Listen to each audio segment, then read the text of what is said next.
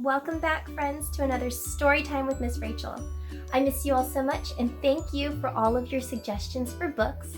Today we're going to be reading Sulwe, and I love this book so much. I hope that it becomes an old favorite for you, so make sure to check again tomorrow for another great story. I'll see you later. Bye!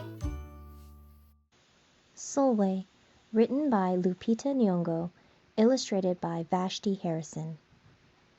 Sulwe was born the color of midnight. She looked nothing like her family, not even a little, not even at all. Mama was the color of dawn, Baba the color of dusk, and Mitch, her sister, was the color of high noon. Hardly anyone at school looked like Sulwe either. People gave her sister Mitch pet names like Sunshine and Ray and Beauty. People gave Sulwe names like Blackie and Darky and Night. Sulwe felt hurt every time. So she hid away while her sister made lots of friends. Sulwe dreamed of being the same color as her sister. She wanted real friends, too. So she got the biggest eraser she could find and tried to rub off a layer or two of her darkness. That hurt. She crept into Mama's room and helped herself to her makeup. Oh no, she would hear about this from Mama. Sulwe decided to work from the inside out and ate only the lightest, brightest foods.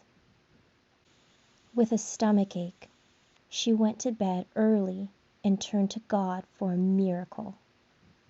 Dear Lord, why do I look like midnight when my mother looks like dawn? Please make me as fair as the parents I'm from. I want to be beautiful, not just to pretend. I want to have daylight. I want to have friends. If you hear me, my Lord, and would like to comply, may I wake up as bright as the sun in the sky. Amen. When Mama came in to wake her for school the next morning, Sulwe rose to find not a trace of daylight in her midnight skin. Sulwe told Mama everything. Mama asked, "What's your name? Sulwe. And what does it mean?" Star. Brightness is not in your skin, my love. Brightness is just who you are. As for beauty, Mama said, rubbing Sulwe's stomach the way she always did to comfort her, you are beautiful. Sulwe sighed. Well, you are beautiful to me, but you can't rely on what you look like to make you feel beautiful, my sweet. Real beauty comes from your mind and your heart. It begins with how you see yourself, not how others see you. Now up you get, and out you go. How could she, as dark as she was, have brightness in her? How could she have beauty when no one but her mother seemed to see it? How could she be a star?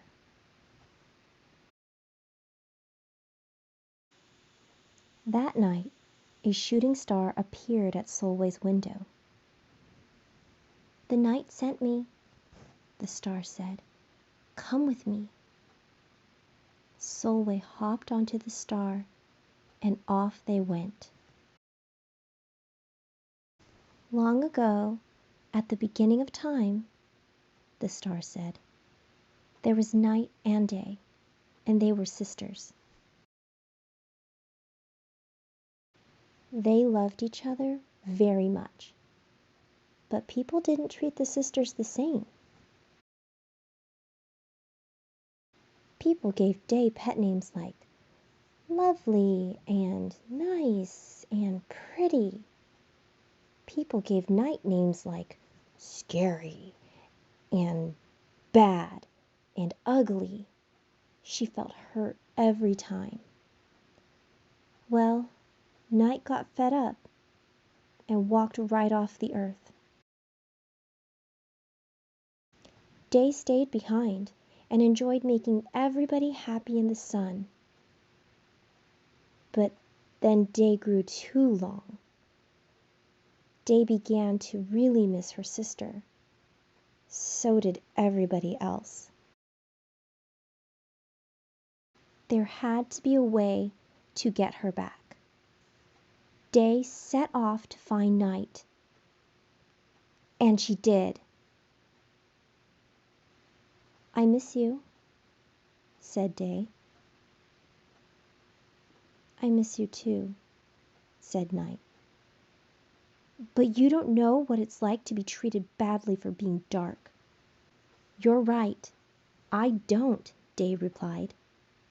"But what I do know is that we need you just the way you are. Come, see." Night returned, and the people rejoiced. "We needed the darkest night to get the deepest rest.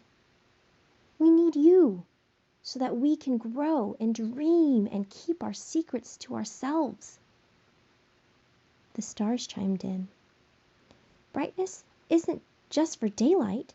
Light comes in all colors, and some light can only be seen in the dark." While Day had a golden glow, with Night everything had a silver sheen, elegant and fine. Day told her sister, "When you are darkest is when you are most beautiful. It's when you are most you." Day told her sister, "When you are darkest is when you are most beautiful. It's when you are most you." Could it be that Night did not need to change? Not even a little? Not even at all? Now that Night and Day were back together, a little bit of Night returned to Day in the form of shadows, and a little bit of Day returned to Night in the form of moonlight. They were inseparable from that moment on, and promised to celebrate the brightness in each other, whether people chose to see it or not. "You see," the star explained, "we need them both on their sunniest day and their darkest night, and every shade in between. Together, they make the world we know, light and dark, strong and beautiful." Sulwe rose the next morning, beaming. There would be no hiding anymore. She belonged out in the world, dark and beautiful, bright and strong. And if she ever needed a reminder of her brightness, she could look up at the sky on the darkest night to see for herself. Sulwe felt beautiful, inside and out. Thank you for another story time with Miss Rachel. I'll see you again tomorrow.